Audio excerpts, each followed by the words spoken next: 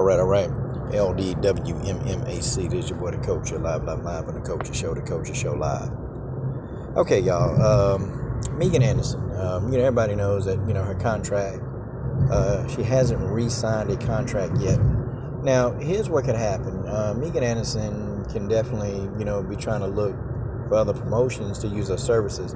The UFC, they've got like a time period to where they have to either sign Megan Anderson or they just, won't sign her. But I think the UFC, they get that period where they can just, allow Megan to go and, try to figure out what she's going to do, let her sign elsewhere, or they can just kind of hold her, and, until they want to figure out if they want to re-sign her.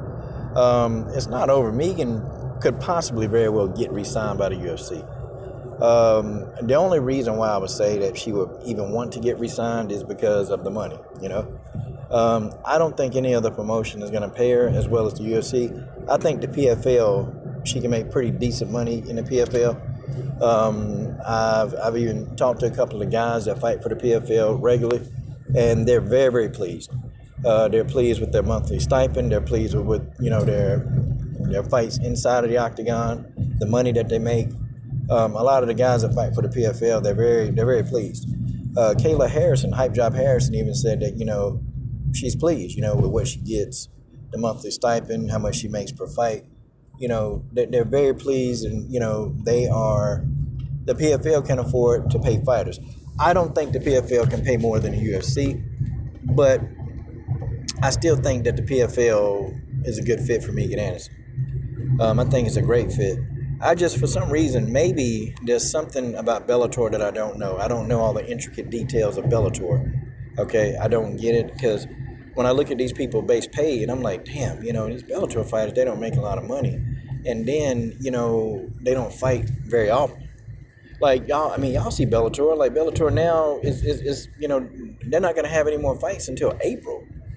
Like, guys, that's crazy. The UFC, won championships, Rising, Invicta, road fighting championships. Okay, Cage Warriors. They've been fighting. LFA, they've been going strong. But it's like Bellator, man. It's just you kind of have to like shake your head a little bit, like damn Bellator.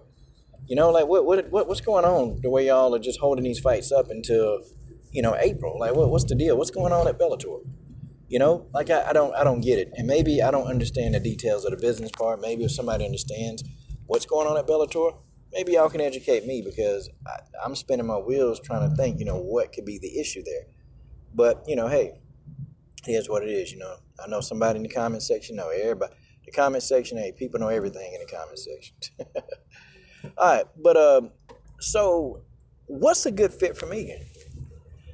Bellator, they actually have more of her weight class. Like, the matchups in Bellator with Megan Anderson can just be ridiculous, can be sick. And there can be some good fights over there at Bellator. In the PFL, one favorable matchup that Megan Anderson can be a part of is, her fighting the striking Viking Caitlin Young. That'd be a good matchup.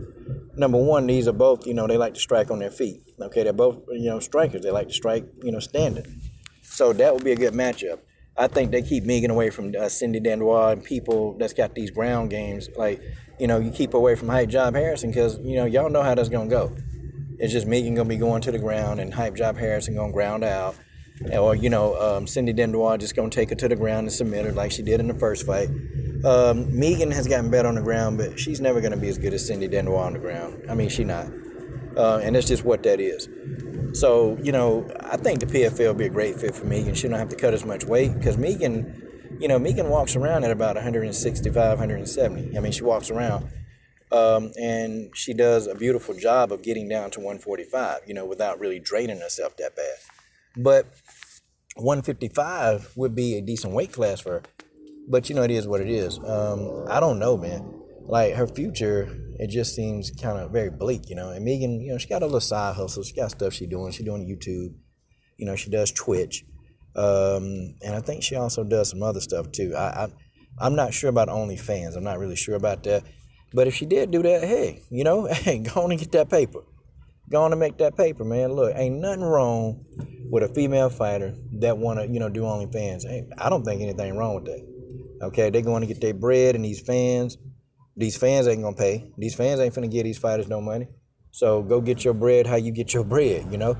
It is what it is. But I just think that Megan, you know, guys, a lot of things happen. Let's really, really discuss, like, what really happened with Megan Anderson, okay? You know, Megan Anderson was a promising prospect coming out of Invicta, man. She was promising. And I'm going to tell you, you know, it was really good. You know, when she was in Invicta, she was beating people. She was knocking them out. You know, Megan Anderson was having a ton of success. I think Megan, she left Invicta too soon. She left Invicta too soon. I actually think she should have defended her belt a time or two. But then, you know, when the UFC calling you and, you know, they throw the money at you and you kind of almost have to say, yeah. Because the UFC, that's the biggest promotion in the game, you know. I just wish Megan, you know, at the time, because, you know, who was really, truly in Invicta going to beat Megan Anderson? I mean, who was going to do it? I mean, you probably had to thread a Pam Bam Source, and that's probably the only person who could really, you know, technically really fight Megan Anderson, or, you know, Caitlin Young. There were only two fighters in Invicta who I thought could give Megan Anderson a challenge. The rest of them, I didn't think so. I think Megan, you know, should have stayed in Invicta, you know, stayed there for another time and defended the belt once or twice and, you know, just built her experience up. Because I'm telling you, man, those extra couple of years, okay, it makes a difference for somebody who's, you know, been in the game. Because you got to understand, too, Megan, she's still very, like, she's young. Even though she's like 29, 30, Megan ain't been fighting that long. She ain't been fighting that long. Like, legit, Megan has been working at this. And, you know, what they say she a purple belt, okay, cool. But she was able to become the Invicta champion. And by then, Megan had only been in the game for 4 years when she became the Invicta champion. So could you imagine if they would have took their time with her, really took their time with Megan, molded Megan properly, and brought her along the way she was supposed to be brought along? You know, right now, she wouldn't have these problems. And then, too, she was a victim of her own hype. She was really, truly a victim of her own hype. Megan talked the talk, okay? She talked the talk. She talked a great talking game, but it turned out that the talk game just ended up just being talk because Megan couldn't back up what she was saying. And when she called out Jermaine and Holly, I said, this is the beginning of the end. This is the beginning of the end. They're going to put her in there. And she thought that she was going to get Jermaine and Holly, but that's not who she got. Okay? They were going to put her in there with Chris Cyborg. They were going to send Megan to the damn lamb slaughter early, okay? Megan Anderson was going to get it. Megan was going to the slaughter, and they were going to send her there. It was going to be a trial by fire immediately. And, you know, Megan didn't want to fight Cyborg, her first fight in the UFC. She didn't want to fight her. Okay, that's a fact. Okay, Megan Anderson wanted no parts of Cyborg. And you can understand why, y'all. It's not like, you know, we don't know why, okay? I don't even think she was halfway scared. I just think that she knew that I can't beat somebody on this level. I mean, I ain't been in this, you know, it's too deep. Like, you know, Chris Cyborg is really serious, you know, and you know, I've seen what Chris can do, and I'm not ready for that. Like, physically, I think she would get in there and fight her. I just think that she didn't want none of Cyborg and what Cyborg was going to do to her ass. She didn't want none of that. Not back then, she didn't. She didn't want it. And she probably wouldn't have fought Nunes had Nunes not had a belt. But I'm just going to tell you, okay? Megan was like, okay, hell, I got to take the best of it. I got to get the worst of the evil. And you can even look at Megan's body language, man, the whole week of the fight. She knew, man, she didn't have no confidence. Megan Anderson had no confidence. Okay? But you look at who she is and what she's become, you know, it's a product that's not finished. It's a product that just got rushed too fast. And now, you know, she's dealing with the consequences of the choices that they chose to make. Her team, they hyped her up. They told her, you know, yeah, you can do this, you can do that. And she fought against Holly Holm. Love Holly Holm, or you think she one-dimensional. Holly Holm is a veteran. Okay, the preacher's daughter is a veteran in the game.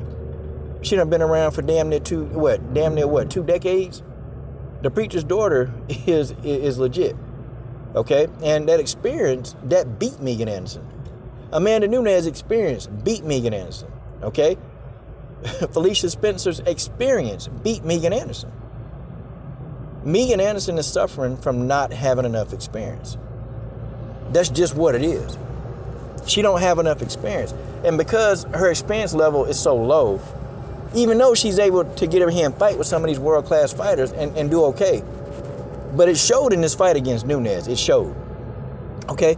And when you go in and you perform like that, and you have a man to just take you out of there just like that, they're not going to want to keep you around. Okay? They're not. The UFC, they're not going to want to keep you around if that's how you perform. I think even if Megan had put up a decent fight, okay, if the fight, I mean, why y'all think Felicia Spencer's still here? I mean, honestly, let's look at the dichotomy. Why y'all think Felicia Spencer's still here? Felicia Spencer went in there and took that ass whooping like a soldier. And she went 5 rounds with Nunes. She went 5 rounds with Chris Cyborg. Okay, she injured Chris Cyborg. She put a gash on Chris' head. Okay, that's why Felicia Spencer's still here. Okay, Felicia Spencer is tough, and Felicia Spencer is going to go the distance. That's why she's still here. Megan Anderson, her future's up in limbo. She's not there because when she lose, she lose. And that experience, guys, in MMA, and this is what I try to tell boxing fans, I try to tell you, look, in MMA, experience is key. If you don't have enough years in doing something, somebody else that does, they're gonna beat you. If you're in your first year wrestling and you're in the octagon and get somebody who's been wrestling for 20 years, they're gonna beat your ass. If you got a 5th level jiu-jitsu black belt in the octagon with you and you're a white belt, they're gonna destroy you. But what about striking? They're gonna find, they've been in MMA long enough. It don't matter if you can strike. They're going to find a way. They're gonna beat you. They're gonna put hands on you. They're gonna take you down. MMA is a game of time. MMA is a sport of time. It's time. It's time dependent. You have to put in time in order to get to these levels. And Megan Anderson, she tried to beat the odds. She thought that, hey, she could do it. The talk game, I mean, she had a good talk game. Good on the microphone. It's somebody that people would get behind. The difference is she couldn't back it up. She couldn't back it up. And now you got Juliana Pena that's, getting ready, and she'll probably be fighting Nunes. Juliana Pena got a good talk game.